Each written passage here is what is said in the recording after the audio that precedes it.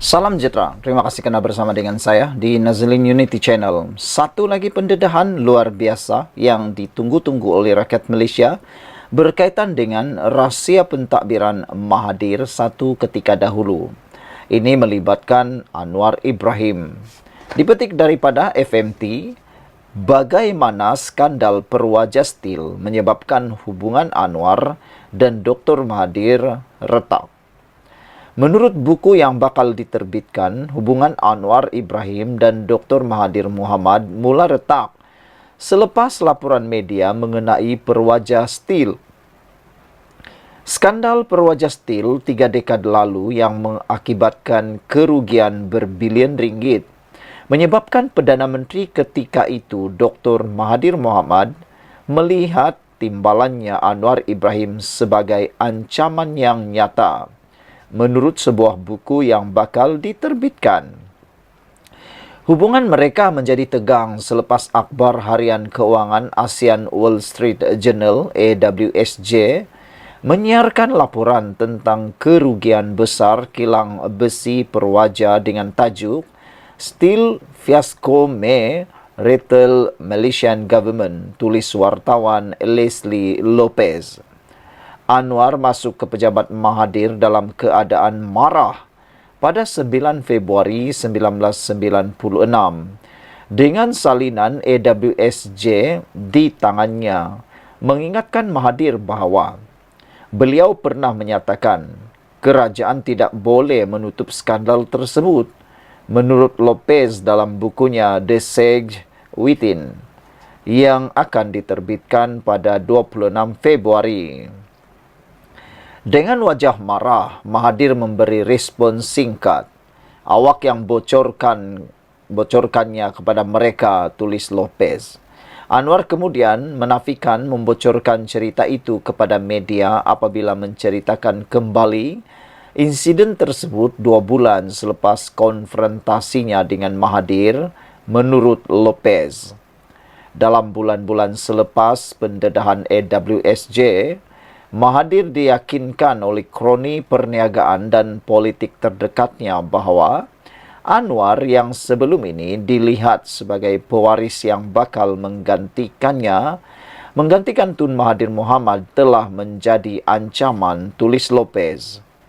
Kilang besi Perwaja ditubuhkan pada 1982 sebagai projek utama dasar perindustrian Mahathir.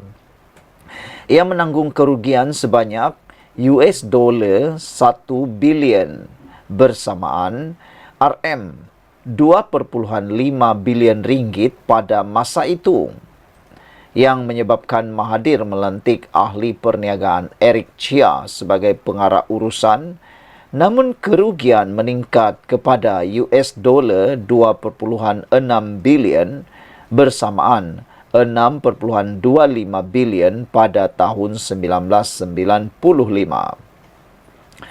Pada 2002, Mahathir mengakui bahawa kejatuhan Perwaja adalah akibat salah takbir urus dan penipuan. Chia kemudiannya didakwa atas pertuduhan pecah amanah jenayah pada tahun 2004 sebelum dibebaskan 3 tahun kemudian. Lopez menulis bahawa Anwar menaiki tangga politik yang dilihat sebagai bertentangan dengan jenama politik dan perniagaan Mahathir yang sering dirujuk sebagai Malaysia Inc. Perdana Menteri menjadi semakin tidak dapat bertolak ansur dengan Anwar yang dilihat sebagai ancaman kepada jaringan rumit, naungan dan pemerasan yang mendefinisikan politik negara. Kemarahan Mahathir memuncak semasa krisis kewangan Asia pada tahun 1997 apabila Anwar menentang penggunaan dana awam untuk menyelamatkan atau bail-out ahli perniagaan yang mempunyai kaitan dengan Mahathir. Untuk mengekalkan sistem ekonomi dan politik yang dibina oleh Mahathir, Anwar mesti dijatuhkan dengan apa cara sekalipun, tulis Lopez.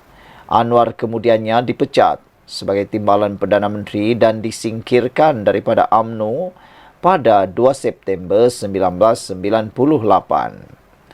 Beliau kemudiannya ditangkap dan ditahan di bawah Akta Keselamatan Dalam Negeri ISA yang kini telah pun dimansuhkan sebelum didakwa di mahkamah dan disabitkan dengan kesalahan rasuah.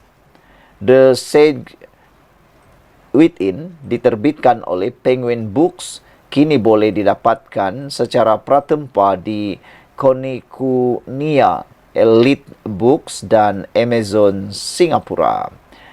Detik daripada FMT. Sekian dulu untuk kali ini. Jangan lupa share video ini dan kita jumpa lagi.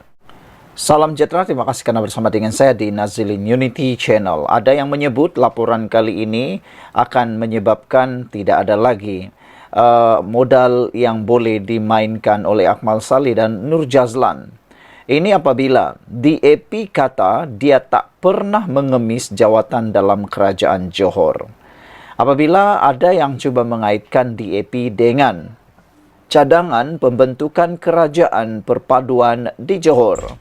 Namun demikian, DAP kata kami tak pernah mengemis jawatan dalam kerajaan Johor dan juga tidak berniat untuk mahu membentuk kerajaan perpaduan di Johor. DAP tidak pernah meminta penubuhan kerajaan perpaduan di Johor, apatah lagi mengemis sebarang jawatan dalam kerajaan negeri itu. Setiausaha Agungnya, Anthony Olok berkata, DAP menjunjung titah Sultan Johor, Sultan Ibrahim Iskandar Shah, yang menitahkan tiada pembangkang di Johor, sebaliknya hanya ada wakil pengimbang. DAP tak akan minta untuk menubuhkan kerajaan perpaduan di negeri Johor. Kita selesa, kita memainkan peranan dan menjadi pengimbang kepada negeri Johor, katanya lagi. BN menang 40 kerusi, Pakatan Harapan ketika itu lawan Barisan Nasional menang 12 kerusi tambah 1 kerusi muda. PN menang 3 kerusi. Jadi BN dengan selesa boleh menubuhkan kerajaan di Johor dengan majoriti yang kuat. Itu hakikat yang kita terima, kata Anthony Loke. Jadi saya nak menyatakan pandangan dan pendirian DAP bahawa DAP tidak pernah dan tidak akan mengemis jawatan kerajaan, katanya ketika berucap merasmikan konvensyen biasa DAP Johor di Johor hari ini. Saudara, inilah tindakan yang patut dicontohi oleh parti-parti politik yang lain, yaitu bukan mahu jawatan, tidak mengemis jawatan, tidak mengejar jawatan, tidak mengejar kuasa, tetapi mengejar untuk kebaikan rakyat. Jadi pengimbang yang setara. Jadi pengimbang yang baik. Pembangkang yang baik. Bahkan tindakan ke bawah Duli Yang Maha Mulia Sultan Ibrahim, yaitu Sultan Johor, titah baginda supaya tiada pembangkang di Johor dan hanya ada wakil pengimbang adalah satu tindakan yang amat disanjung dan amat terpuji, perlu dicontohi oleh negeri-negeri yang lain. Saudara, sebelum ini beberapa pihak dalam PH termasuk Amanah terus mendesak supaya kerajaan perpaduan ditubuhkan di Johor susulan kemenangan Barisan Nasional pada PRK Dun Mahkota 2 minggu lalu. Cadangan itu menerima reaksi beberapa pemimpin BN termasuk Ketua Pemuda UMNO Dr. Akmal Saleh yang kemudiannya menimbulkan polemik berterusan antara PH dan BN. Mengulas lanjut, Lok berkata polemik kononnya PH Johor mahu kerajaan perpaduan ditubuhkan perlu dihentikan. Katanya, dia juga telah memaklumkan kepada Liu Chintong yang juga pengerusi DAP Johor sejak tahun lalu supaya perkara itu tidak dibincangkan. Kepada rakan-rakan UMNO, pendirian kita jelas. DAP bukan jenis nak mengemis jawatan. Kita nak berada dalam kerajaan, kita lawan dalam pilihan raya, menang dalam pilihan raya, malah apa yang patut kita wakili, kata beliau. Itu sebabnya untuk di Johor, nasihat saya untuk ahli-ahli kita bersabar. Kita mainkan peranan kita sebagai wakil rakyat, sebagai ahli Dewan Undangan Negeri. Kita berkhidmat dan pastikan kita kuat. Kita menang balik sokongan rakyat. Kita pertahankan setiap kerusi kita dalam pilihan raya umum akan datang, katanya. Mengulas kerjasama antara PH dan BN Johor dalam pilihan raya umum dan PRN 16 akan datang, Anthony Lok berkata ia akan dibincangkan bila tiba masanya.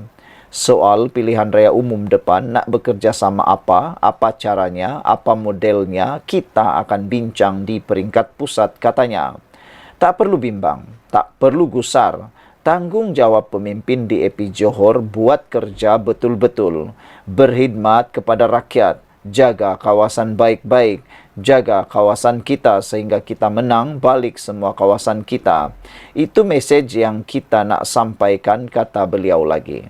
Inilah mesej yang paling bagus, paling baik untuk semua ahli Dewan Undangan Negeri. Jangan kejar jawatan, tetapi menangi hati rakyat, barulah jawatan sendiri yang akan datang. Ini patut dicontohi. Tidak salahnya mencontohi perbuatan dan mencontohi prinsip yang baik seperti ini. Meskipun mungkin ramai yang tak suka dengan DAP, tapi prinsip yang dikatakan ini sangat baik. Soal pilihan raya depan, nak bekerja sama apa, caranya apa, modelnya apa, bincang di peringkat pusat dan bincang waktu timanya nanti. Tak perlu bimbang, tak perlu gusar. Tanggungjawab pemimpin-pemimpin sekarang ini, ahli-ahli Dewan Undangan Negeri, ahli parlimen, ialah buat kerja betul-betul, berkhidmat kepada rakyat, jaga kawasan baik-baik, jaga kawasan sehingga boleh menang sekali lagi, boleh mempertahankan sekali lagi, atau boleh ambil kerusi itu lagi. Itu mesej yang nak disampaikan. Sekian dulu untuk kali ini. Jangan lupa tinggalkan komen Anda. Malaysia kita punya, kita juga sama-sama cintai Malaysiaku. Bye-bye. Salam sejahtera, terima kasih karena bersama dengan saya di Nazilin Unity Channel. Ini satu pengakuan PAS yang mendapat perhatian paling hangat di pasaran. Apabila PAS berjanji, menjamin, tidak akan ubah cara hidup orang bukan Islam jika tawan Selangor. Sejauh mana boleh kita percaya PAS kalau menjadi kerajaan di Selangor, atau paling tidak dia jadi kerajaan pusat, dia tidak akan ubah cara hidup orang bukan Islam. Ini menjadi persoalan yang besar. PAS jamin tak ubah cara hidup orang bukan Islam jika tawan Selangor. Beberapa komen daripada netizen dalam isu ini, mereka memberikan komen yang agak luar biasa. Anak JB kata, 100% tak boleh percaya dan tak boleh diharap. Cakap dengan lidah bercabang, kata anak JB. Dia memberikan contoh beberapa kali PAS mungkir janji. Bukan saja kepada janji-janji, tetapi juga kepada rakan politik mereka. Kata netizen, PAS dah banyak kali berbohong terhadap rakan politik sendiri. Ini pun kelak rakyat, kata mereka. Apa pendapat Anda? Adakah Anda sependapat dengan anak JB yang mengatakan 100% tak boleh diharap, tak boleh percaya, cakap dengan lidang bercabang? Green Cheetah 3211 pula memberikan komen, sorrylah, orang PAS 100% tak boleh percaya, kata Green Cheetah. Agama pun mereka boleh tunggang. Apatah lagi kalau janji mereka. Apalagi kalau hanya janji-janji mereka, kata Green Cheetah. Lihatlah sendiri apabila mereka saman gadis yang berbangsa Cina di Kelantan kerana memakai seluar pendek di kedainya sendiri.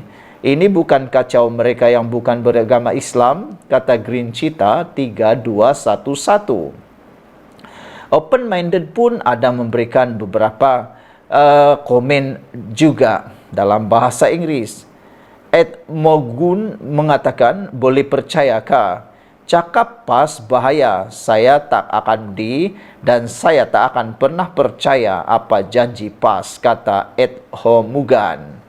Kawak pula memberikan komen, jangan percaya PAS. Selepas undi mereka jadi kerajaan, baru boleh tengok pembohongan mereka. Ini macam memberi umpan dan menjerat mangsa, kata Kawak. Red Iguana kata, PAS cannot be trusted. Next day, words will different from today words, kata Red Iguana pula. Apa pula pendapat dan komen anda tentang janji PAS jamin tak ubah cara hidup orang bukan Islam jika tawan Selangor? PAS Selangor memberi jaminan tidak akan mengganggu atau mengubah cara hidup rakyat bukan Islam sekiranya Perikatan Nasional mentadbir negeri itu. Pesuruhjaya PAS Selangor, Abdul Halim Tamuri berkata, rakyat bukan Islam di Selangor tidak perlu bimbang kerana PAS sentiasa menghormati hak kaum-kaum lain di negara ini. Rakyat bukan Islam jangan bimbang dengan PAS sebab ini jaminan kita. Kita tak akan ganggu atau ubah cara hidup mereka. Itu hak mereka, katanya lagi. Kita akan pastikan PAS bersama PN hanya mau menjaga kebajikan rakyat, katanya selepas menghadiri program. Abdul Halim berkata, menjadi tanggungjawab untuk PAS terus memberi kefahaman kepada rakyat bukan Islam, yang mana perjuangan parti itu juga adalah untuk menjaga kebajikan semua kaum. Untuk rekod, PAS menjadi sebahagian daripada kerajaan negeri menerusi Pakatan Rakyat selepas menang di Selangor pada pilihan raya umum PRU 2008. Bagaimanapun, PAS keluar daripada gabungan itu akibat perbezaan pendapat dengan DAP dan PKR. Pada masa itu, Selangor ditadbir oleh Kerajaan Perpaduan. Pada masa ini, Selangor ditadbir oleh Kerajaan Perpaduan menerusi Kerajaan PH dan BN. Sementara itu, Abdul Halim yang juga adun payah jeras berkata, rakyat Selangor berhak untuk mendapat yang lebih baik daripada apa yang ada sekarang. Katanya, meskipun Selangor merupakan negeri termaju di Malaysia dan antara negeri terkaya, namun hakikatnya rakyat berdepan pelbagai isu asas. Antaranya kejadian banjir yang berlaku di sebagian besar kawasan negeri ini ketika ini, iaitu seperti Sungai Buloh, Selayang, Gombak dan banyak lagi. Sepatutnya, masalah asas seperti banjir, sampah, longkang tersumbat seperti ini tidak menjadi isu sebab Selangor merupakan negeri maju. Sebab itu saya cakap Selangor sepatutnya dapat yang lebih baik, katanya lagi. Mengulas lanjut mengenai isu banjir, Abdul Halim berkata pihaknya akan menghantar memorandum kepada kerajaan pusat supaya menyegerakan program rancangan tebatan banjir termasuk di Sungai Buloh bagi mengatasi masalah banjir yang kerap berlaku ketika ini. Dengan ini, ramai yang menasihati beliau supaya cuba-cuba jenguk-jenguk kerajaan negeri Kelantan yang diperintah oleh PAS. Apa jadi dengan negeri Kelantan, katanya? Kalau nak pergi mau ubah Selangor, ubah dulu Kelantan di bawah pemerintahan PAS, kata mereka. Kalau Kelantan pun tak mampu diubah, jangan nak pula mimpi mengubah Selangor, kata mereka lagi. Sekian untuk kali ini. Jangan lupa tinggalkan komen anda, tekan butang subscribe. Bye.